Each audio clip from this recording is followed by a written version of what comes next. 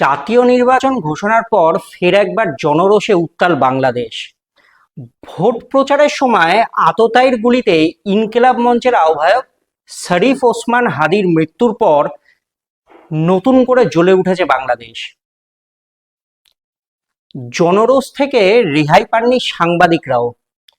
18ই December রাতে আগুন ধরিয়ে দেওয়া হয় দেশের দুই জনপ্রিয় সংবাদপত্র প্রথম আলো ও ডেইলি স্টারের দফতরে। সেই সময় ভেতরে কাজ করছিলেন বেশ কিছু সাংবাদিক, তারা আটকে পড়েন এই অগ্নিসংযোগের ফলে। দীর্ঘক্ষণের চেষ্টায় আগুন নিয়ন্ত্রণে আসার পর শেষমেশ ক্রেন এনে তাদের সেখান থেকে নামানো হয়। অন্যদিকে ওই দিনই খুলনায় আততায়ীদের গুলিতে খুন হয়েছেন ৪৫ বছর বয়সের ইমদাদুল হক মিলান নামে এক সাংবাদিক। তবে নাম একই হলেও ইনি বর্ষিয়ান সাহিত্যিক ও সাংবাদিক ইমদাদুল হক মিলান নন। নমস্কার, আমি অনিরুদ্ধ। ইংরাজি দৈনিক ডেইলি স্টারের প্রধান দপ্তরে অগ্নিসংযোগ করে উন্মত্ত জনতা। দ্রুত আগুন ছড়িয়ে পড়ে বহুতলে। ভেতরে আটকে পড়েন অন্তত ৩০ জন সাংবাদিক। প্রাণ বাঁচাতে সকলেই তখন হুড়োহুড়ি করে সে বিল্ডিং এর ছাদে উঠে যান। খবর যায় দমকলে, তারা সঙ্গে সঙ্গে সেখানে গিয়ে পৌঁছন। আগুন নেভানোর দীর্ঘ চেষ্টার পরে কোনো রকমে আগুন আয়ত্তে আনার পরেই আবারও আনা হয় ক্রেন এবং সেই সাংবাদিকদের সেখান থেকে উদ্ধার করে বাইরে নিয়ে আসা হয়। প্রত্যক্ষদর্শীরা জানাচ্ছেন, বৃহস্পতিবার মধ্যরাতের পর ঢাকার ফার্মগেট এলাকার ওই দৈনিকের কার্যালয়ে হামলা চালায় দুষ্কৃতীরা। ভাঙচুর করা হয়, আগুন ধরিয়ে দেওয়া হয় বিভিন্ন গুরুত্বপূর্ণ নথিতে। আগুন লাগানো হয়েছে প্রথম আলো, যে বাংলাদেশের যে অন্যতম প্রথম সারির যে সংবাদপত্র রয়েছে বা সংবাদ মাধ্যম রয়েছে, তার অফিসে অর্থাৎ প্রথম আলোর অফিসেও আগুন লাগানো হয়। তছনছ করা হয় কাগজপত্র, ভাঙচুর করা হয় কম্পিউটার, ক্যামেরা ভেঙে দেওয়া হয়েছে, হার্ড ডিস্ক ভেঙে দেওয়া হয়েছে। ডেইলি স্টারের এক সাংবাদিক তিনি সমাজ মাধ্যমে পোস্ট করেছেন সেই সময়, মানে যখন তিনি ওখানে বদ্ধ হয়ে রয়েছেন, চারিদিকে আগুন জ্বলছে, এই সময় যে আমি শ্বাস নিতে পারছি না, ধোয়াতে রীতিমতো কষ্ট হচ্ছে এবং আমি ভেতরে আটকে রয়েছি, আপনারা আমাকে হত্যা করতে চাইছেন। পরে দমকল ও আইন শৃঙ্খলা রক্ষাকারী বাহিনী গিয়ে পরিস্থিতি সেখানে সামাল দেয়। যে অবস্থা সেখানে হয়েছে, তারপর শুক্রবার দিন বেশিরভাগ সাংবাদিককেই ছুটি দিয়ে দেওয়া হয়েছে। ফলে যে ডিজিটাল ভার্সন সেখানকার রয়েছে, সেই ডিজিটাল ভার্সনও মানে কার্যত অত্যন্ত স্লথ গতিতে চলছে, খবর প্রায় নেই বললেই চলে সেখানে। এই ঘটনা কার্যত মনে করিয়ে দিচ্ছে ফ্রান্সের শার্লে এবদোর কথা, যেখানে এই দুষ্কৃতী হামলা হয়েছিল সেই শার্লে এবদোর অফিসে। এবং তার পরের দিন শার্লে এবদো যদিও প্রিন্ট হয়ে বেরিয়ে এসেছিল এবং সেখানে যে চিত্র সবাই দেখতে পেয়েছিল, গোটা বিশ্ব দেখেছিল, যে টিনটিনের চোখে জল। এই ঘটনা আবারও সেই কথাকেই মনে করিয়ে দিচ্ছে। বৃহস্পতিবার রাতে হাদির মৃত্যুর খবর ছড়িয়ে পড়তেই ঢাকার শাহবাগে জমায়েত হয়েছিল বহু মানুষের। তারপরেই দেশের বিভিন্ন শহরে বিক্ষোভ দেখানো শুরু হয়। আইন শৃঙ্খলা পরিস্থিতি দ্রুত অবনতি হতে থাকে। মোহাম্মদ ইউনূস নিজেও অত্যন্ত চিন্তিত হয়ে পড়েন। পরিস্থিতি পর্যালোচনা করতে ইতিমধ্যেই শনিবারে ঢাকা একটা উচ্চ পর্যায়ের বৈঠক ডাকা হয়েছে, যাতে সেখানে সমস্ত পরিস্থিতির দিকে নজর রাখা যায়, কি হতে পারে আগামী দিনের স্ট্র্যাটেজি, সেই বিষয় নিয়েও সেখানে আলোচনা হবে। এ তো গেল না হয় সংবাদপত্র বা এ ধরনের ঘটনা, কিন্তু সাংস্কৃতিক জগতও এই যে দুষ্কৃতী, তাদের হাত থেকে রেহাই পায়নি। বিক্ষোভকারীদের আগ্রাসন ছড়িয়ে পড়ে প্রখ্যাত সাংস্কৃতিক সংগঠন ছায়ানটে। রাতভর ছায়ানটের ভবনের তাণ্ডব ও লুটপাট চালানো হয়, আগুনও লাগিয়ে দেওয়া হয় সেখানে, আছড়ে ভাঙা হয়েছে হারমোনিয়াম। সব থেকে বড় কথা, এই ছায়ানট তৈরি হয়েছিল রবীন্দ্রনাথ ঠাকুরের শতবার্ষিকী উদযাপনের যে দিক থেকে। সেই শতবার্ষিকী উদযাপন যে বছর হয়েছিল, সেই বছর তৈরি হয় এই ছায়ানট। সেখানে এরা সংস্কৃতির একটা পীঠস্থান বলা চলে বাংলাদেশের। সেই পীঠস্থানে যেভাবে হামলা চালানো হয়েছে, আপনার আমার প্রত্যেকের সেই ছবি দেখলে পরে গা শিউরে উঠবে। সাধারণ সংস্কৃতি মনস্ক মানুষ, কারণ আমরা জানি যে ভারত বাংলাদেশ, বিশেষ করে পশ্চিমবঙ্গ একদিকে অন্যদিকে বাংলাদেশ, এই দুই জায়গায় এই দুই এলাকার মানুষ বাংলায় কথা বলে। রবীন্দ্রনাথ আমাদের এক, নজরুল আমাদের এক, লালন আমাদের এক, তারা প্রত্যেকেই আমাদের এই বাংলা ভাষায় তারা কথা বলেছেন, তারা নিজেদের কীর্তি এই বাংলা ভাষায় লিখে গেছেন। সেই মানুষগুলোর যে স্মৃতি, সেই মানুষগুলোর যে একের পর এক কীর্তির নিদর্শন, সেই নিদর্শনকে ভেঙে চুরিয়ে গুড়িয়ে দেওয়া হয়েছে।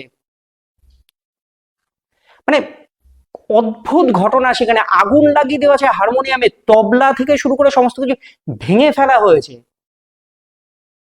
ছিঁড়ে ফেলা হয়েছে লালনের ছবি, রবীন্দ্রনাথের ছবির উপরে কালির দাগ,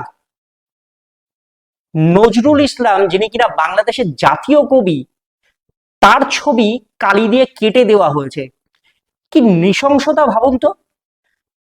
বিবিসি বাংলার প্রতিবেদন অনুযায়ী বৃহস্পতিবার রাত 1টা নাগাদ ধানমন্ডির ছায়ানটের ভবনে হামলা চালায় বিক্ষোভকারীরা। চেয়ার, টেবিল, বেঞ্চ এগুলো তো যেরকম ভাবে পেরেছে মানে যাচ্ছাতাই ভাবে ভেঙেছে, লাঠি দিয়ে ভাঙা হয়েছে দরজা, জানলা, সমস্ত কিছু। এই 7তলা ভবনের প্রতিটি ঘরে ঢুকে ভাঙচুর করেছে তারা, পরে আগুন লাগিয়ে দিয়েছে সেখানে প্রতিটি কোনায় কোনায়। সঞ্জিদা খাতুন যিনি কিনা এই ছায়ানটের মানে পৃষ্ঠপোষক বলা চলে, তার ছবি ছিঁড়ে ফেলা হয়েছে, তার সমস্ত স্মৃতি ভেঙে ফেলা হয়েছে। 2024-এর জুলাইয়ে যে আন্দোলন শুরু হয়েছিল বাংলাদেশের বুকে, অর্থাৎ কোটা সংস্কারের দাবিতে যে আন্দোলন, সেই আন্দোলন এতটাই ভয়াবহ রূপ নিয়েছিল, আমরা সারা পৃথিবীর মানুষ দেখেছি কিভাবে সেখানে ভাঙচুর করা হয়, সেখানে মানে কি ভয়ঙ্কর পরিস্থিতি সেখানে তৈরি হয়েছিল। প্রায় 1500 মানুষের প্রাণ গেছিল, বিশেষ করে তারা ছাত্রছাত্রী, তারা রাস্তায় নেমে শেখ হাসিনা, তৎকালীন যে শেখ হাসিনা সরকার, তাদের বিরুদ্ধে প্রতিবাদ জানিয়েছিল। সেই সময় শেখ হাসিনা সরকার যে সিদ্ধান্ত নিয়েছিল বা যেভাবে ওই আন্দোলনকে প্রতিহত করার চেষ্টা করেছিল, তা আদৌ সঠিক না ভুল সেই বিচারে আমরা যাচ্ছি না এই মুহূর্তে। তবে যে পদ্ধতিতে সেই আন্দোলন হয়েছিল, যেভাবে মানে যে ভয়ঙ্কর সিচুয়েশন, যে ভয়ঙ্কর চিত্র আমরা দেখেছিলাম, সেই ভয়ঙ্কর চিত্র আমাদের শিউরে উঠতে বাধ্য করেছিল। ঠিক সেইখানে সেই সময় দাঁড়িয়ে আমরা দেখেছিলাম যে তাদের সেই আন্দোলনের চাপে পড়ে শেখ হাসিনাকে দেশ ছেড়ে পালাতে হয়। আওয়ামী লীগের একাধিক নেতৃত্ব তারাও সেই সময় দেশ ছেড়ে পালিয়ে যায়, তার কারণ তারা প্রাণ বাঁচাতে সেখান থেকে পালিয়ে গিয়েছিল। সেই সময় আক্রমণ করা হয় ধানমন্ডিতে থাকা বঙ্গবন্ধু মুজিবুর রহমানের বাড়ি, গণভবন, প্রত্যেকটি জায়গায় ভাঙচুর করে সেই আন্দোলনকারীরা। তাদের রোষ ছিল যে সেই দেশে গণতান্ত্রিক উপায়ে নাকি কোনো কিছুই হয় না, না হয় ইলেকশন, না হয় সেখানে কোনো মানে শিক্ষা দীক্ষার ব্যবস্থা, না মানে মানুষ নিজেদের গণতান্ত্রিক ভাবে কোনো কিছুই সেখানে করতে পারেন না। সেই জন্য সেই আন্দোলন সে ভয়াবহ রূপ নিয়েছিল। তারপর ধীরে ধীরে ইউনূস সরকার, অর্থাৎ অন্তর্বর্তী সরকার গঠিত হয় শেখ হাসিনা সেখান থেকে চলে যাওয়ার পরে। সেনাবাহিনীর তত্ত্বাবধানে সেই সরকার গঠিত হয়। মোহাম্মদ ইউনূস, নোবেলজয়ী যিনি অর্থনীতিবিদ, তিনি সেই দায়িত্ব নেন প্রধান উপদেষ্টা হিসেবে।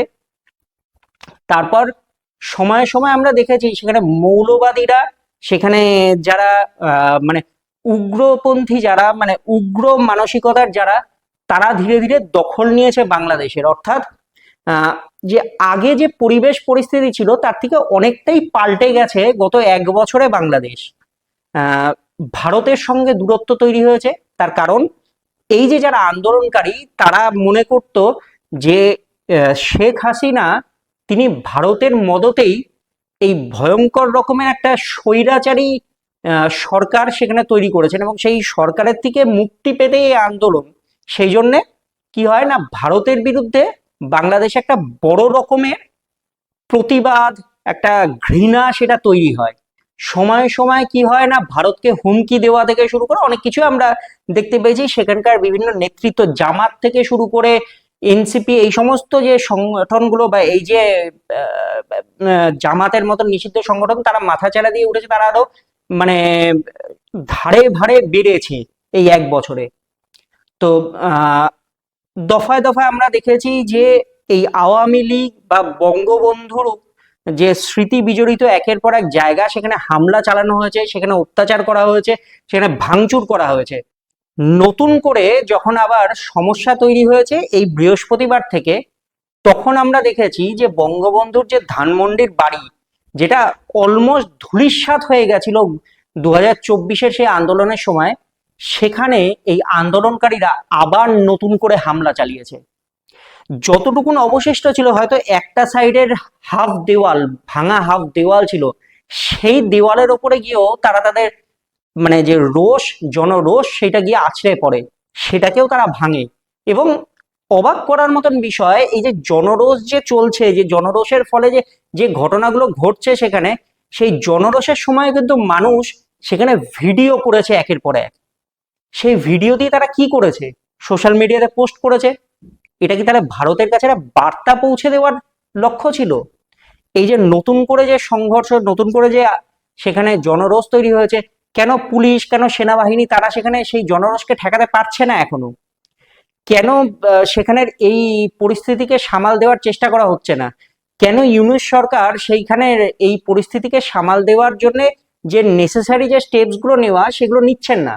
তাহলে কি বলতে হয় যে ভারতকে একদিকে বার্তা দেওয়া, অন্যদিকে একটা প্রচ্ছন্ন মদত রয়েছে এই ঘটনার পেছনে, যাতে মানে দিন কয়েক আগেই যে 12ই ডিসেম্বর সেখানকার যে নির্বাচন কমিশন রয়েছে, তারা ফেব্রুয়ারি মাসের যে জাতীয় নির্বাচন সেটার ঘোষণা করেছে, এবং সেই জাতীয় নির্বাচনে আওয়ামী লীগ তারা অংশ নিতে পারবে না বলে নির্বাচন কমিশনের তরফে জানিয়ে দেওয়া হয়েছে। তো এই পরিস্থিতিতে একদিকে শেখ হাসিনার বিরুদ্ধে মৃত্যুদণ্ড কার্যকর হয়েছে, তিনি ভারতে আশ্রয় নিয়ে আছেন, আওয়ামী লীগকে নিষিদ্ধ ঘোষণা করা হয়েছে, এবং বারবার ভারতের কাছে বার্তা পাঠিয়েছে ইউনূস সরকার যে ইমিডিয়েটলি যাতে হাসিনাকে তাদের হাতে হ্যান্ড ওভার করে দেওয়া হয়। কিন্তু বিশেষ চুক্তি বলে এখনো ভারত সেই বিষয়টিকে সরাসরিভাবে মানে রাজি হয়ে শেখ হাসিনাকে বাংলাদেশে পাঠিয়ে দেওয়ার ব্যাপারে কোনো সিদ্ধান্ত নেয়নি। তারা নিজেদের মতন করে সিদ্ধান্ত নিচ্ছে, এবং যেমনটা আমরা জানি যে এই চুক্তির ফলে ভারত সরাসরিভাবে বাধ্য নয় বাংলাদেশের কথা মেনে এই প্রত্যর্পণের কাজ করার জন্য, মানে শেখ হাসিনাকে প্রত্যর্পণ করানোর জন্য যে প্রত্যর্পণ চুক্তি রয়েছে তার বলে। তো এর ফলে সেই রাগ তো রয়েছেই ভারতের ওপরে। কখনো তারা হুমকি দেয় যে ভারতের যে 7 সিস্টার্স আছে, অর্থাৎ 7টি রাজ্য, উত্তর পূর্বের যে রাজ্য, সেগুলোকে নাকি ভারতের থেকে বিচ্ছিন্ন করে দেবে বাংলাদেশ।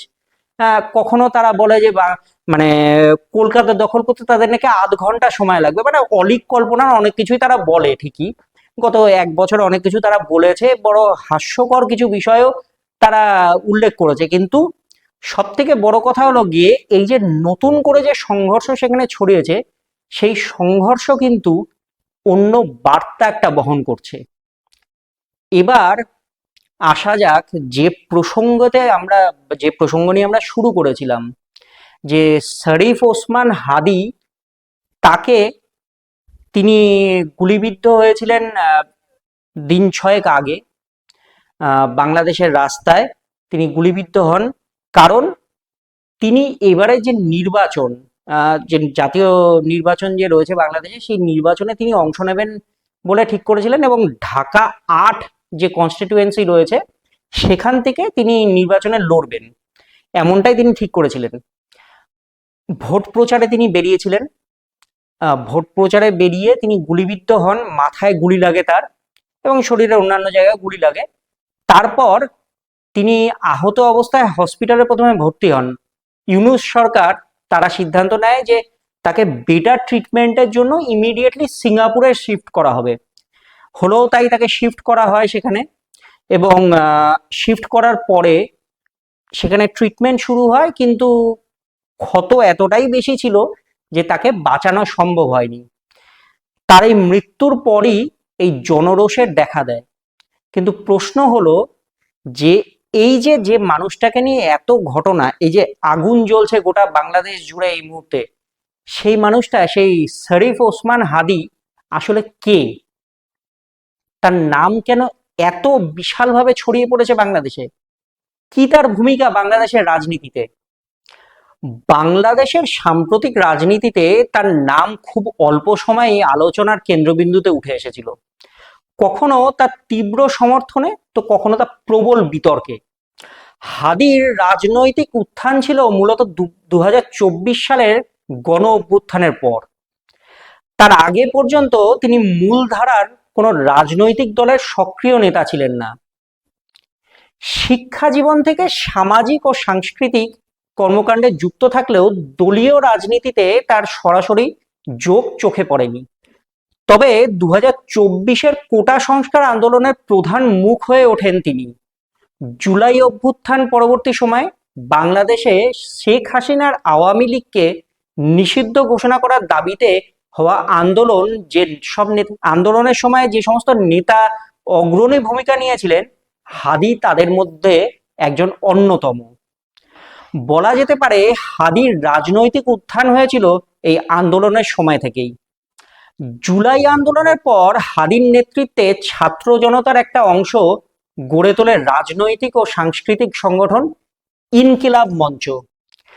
এই মঞ্চের মূল দাবি ছিল যাবতীয় আধিপত্যবাদের বিপরীতে দাঁড়িয়ে স্বাধীনতা, সার্বভৌমত্ব রক্ষা এবং ন্যায় বিচারের দাবি প্রতিষ্ঠা করা। ক্রমে হাসিনা বিরোধী আন্দোলনের অন্যতম কাণ্ডারি হয়ে ওঠেন হাদি। চলতি বছরে সন্ত্রাসী ও রাষ্ট্রবিরোধী সংগঠন হিসেবে আওয়ামী লীগকে নিষিদ্ধ করার দাবিতে যে ন্যাশনাল অ্যান্টি ফ্যাসিস্ট ইউনিট গড়ে ওঠে, সেখানেও ইনকিলাব মঞ্চের সক্রিয় ভূমিকা ছিল, এবং ভূমিকা ছিল হাদির নিজের। ধানমন্ডি 32 নম্বরে শেখ মুজিবুর রহমানের বাড়ি ভাঙার ঘটনায় হাদির সক্রিয় উপস্থিতি নিয়ে বিস্তর জলঘোলা হয়েছিল। ক্রমে আন্তর্জাতিক অপরাধ ট্রাইব্যুনালের রায়, রাষ্ট্রপতির পদত্যাগ সহ নানা বিষয়ে বক্তৃতা করে আলোচনার কেন্দ্রবিন্দুতে উঠে আসে হাদি। একটা সময় তার বক্তৃতার যে ভাষা, তা নিয়েও প্রতিক্রিয়া দেখা যায়। অনেকে হাদির এই ভাষার যে সিলেকশন, মানে বক্তৃতার সময় যে তার যে ভাষার সিলেকশন, সেটাকে নির্ভীকতার সঙ্গে তুলনা করে সমর্থন করেন। অনেকে আবার যেটা করেন যে তার ভাষাকে অশালীন বলেও আখ্যা দেন, যে এই ধরনের মানে এত উগ্র মানসিকতা যেন ভালো ঠেকছে না তাদের কাছে। তবে আপাত অশালীন ভাষাকে মুক্তির মহাকাব্য বলে আখ্যা দিয়েছিলেন তিনি। সেই সঙ্গে নিন্দুকদের কাছে তিনি ক্ষমাও চেয়ে নিয়েছিলেন একটা সময়। ব্যক্তিগত জীবনে হাদি ছিলেন একজন শিক্ষক, সেই সঙ্গে একজন স্বামী এবং এক সন্তানের পিতা। সমাজ মাধ্যমেও সর্বক্ষণের সক্রিয় উপস্থিতি ছিল তার। তাকে বিভিন্ন জায়গায় দেখা গিয়েছিল সমাজ মাধ্যমে নানান ধরনের পোস্ট করতে। গত নভেম্বরে হাদি নিজের ফেসবুক পেজে দেওয়া এক পোস্টে দাবি করেন, দেশি বিদেশি অন্তত 30টি নাম্বার থেকে তার কাছে ফোন আসতো, মেসেজ পাঠানো হতো, তাকে হত্যার হুমকি দেওয়া হয়েছিল বারবার। ওই পোস্টে তিনি লেখেন, আওয়ামী লীগের খুনি সমর্থকেরা সর্বক্ষণ আমার ওপর নজর রাখছে। এরপরই ইনকিলাব মঞ্চের তরফে বার্তা দেওয়া হয় যে জাতীয় সংসদের যে নির্বাচন হবে, সেখানে ঢাকা 8 আসন থেকে এবারে নির্বাচনে লড়াই করবেন হাদি। গত 12ই ডিসেম্বর বাংলাদেশ নির্বাচন কমিশন ত্রয়োদশ জাতীয় সংসদের নির্বাচন ও গণভোটের নির্ঘণ্ট ঘোষণার পরদিনই দুপুরে ঢাকার পুরনো পল্টনের বক্স কালভার্ট রোডে অজ্ঞাত মোটরসাইকেল আরোহীদের হাতে খুন হন হাদি, অর্থাৎ তার উপরে গুলি চালানো হয়। তার মাথায় সেই সময় গুলি লাগে। এই ঘটনার পরই ইউনূস সরকারের তরফে দাবি করা হয় যে ক্ষমতাচ্যুত প্রধানমন্ত্রী শেখ হাসিনার অঙ্গুলি হিলনেই নাকি সেই আওয়ামী লীগের যে ছাত্র সংগঠন ছাত্রলীগ, তারা এই কর্ম ঘটিয়েছে, অর্থাৎ হাদির ওপরে গুলি চালানোর ঘটনা ঘটিয়েছে। যেমনটা বলেছিলাম যে উন্নত চিকিৎসার জন্য হাদিকে তারপরেই সিঙ্গাপুরে পাঠানো হয়, কিন্তু বৃহস্পতিবার রাতে তার সেখানে মৃত্যু হয়। এই ঘটনার পরই বাংলাদেশের বিভিন্ন প্রান্তে শুরু হয় বিক্ষোভ। পরিস্থিতির আঁচ অনেকটা আগের থেকেই পেয়েছিলেন, এবং সেই জন্যই ইউনূস কি করেন না, গভীর রাতে জাতির উদ্দেশ্যে একটা ভাষণ দিয়ে বলেন যে প্রত্যেককে ধৈর্য সংযম যেন বজায় রাখা হয়। প্রত্যেককেই বলা হয় যে ধৈর্য বজায় রাখার জন্য, কিন্তু ঘটনা প্রবাহ বলছে বিক্ষোভকারীরা দেশের অন্তর্বর্তী প্রধানের যে আবেদন সেটা কার্যত অগ্রাহ্য করেছেন। ঢাকা, খুলনা, ময়মনসিংহ, রাজশাহী সর্বত্র অশান্তি শুরু হয়েছে ইতিমধ্যেই। মুজিবের ধানমন্ডির বাড়িতে ভাঙচুর হয়েছে, যেমনটা বলেছি আপনাদেরকে। রাজশাহীতে ভাঙচুর করা হয়েছে আওয়ামী লীগের দফতর। এছাড়াও বিভিন্ন জায়গায় অগ্নিসংযোগ থেকে শুরু করে একের পর এক ঘটনা ঘটছে। এদিকে চট্টগ্রামে ভারতীয় দূতাবাসে যে দূতাবাস রয়েছে সেখানে ইট পাটকেল ছোড়া হয়েছে। রাত থেকে দূতাবাসের সামনে অবস্থানে বসেছে ছাত্র যুবদের একাংশ। স্লোগান উঠেছে, তুমি কে আমি কে, হাদি হাদি, আমরা সবাই হাদি হব, গুলির মুখে কথা কব। শেখ হাসিনা এবং ভারত বিরোধী স্লোগানও শোনা গিয়েছে বিক্ষোভকারীদের মুখে। এই পরিস্থিতিতে বর্তমান অন্তর্বর্তী সরকার কিভাবে বাংলাদেশের পরিস্থিতি সামাল দেবে তা এখন দেখার। এদিকে বাংলাদেশের এই অগ্নিগর্ভ পরিস্থিতির দিকে নজর রেখেছে ভারত। ইতিমধ্যেই দিল্লি এই বিষয়ে অভ্যন্তরীণ বৈঠক সেরে রেখেছে। শেখ হাসিনাকে প্রত্যর্পণ সংক্রান্ত বিষয়টিও খতিয়ে দেখছে তারা।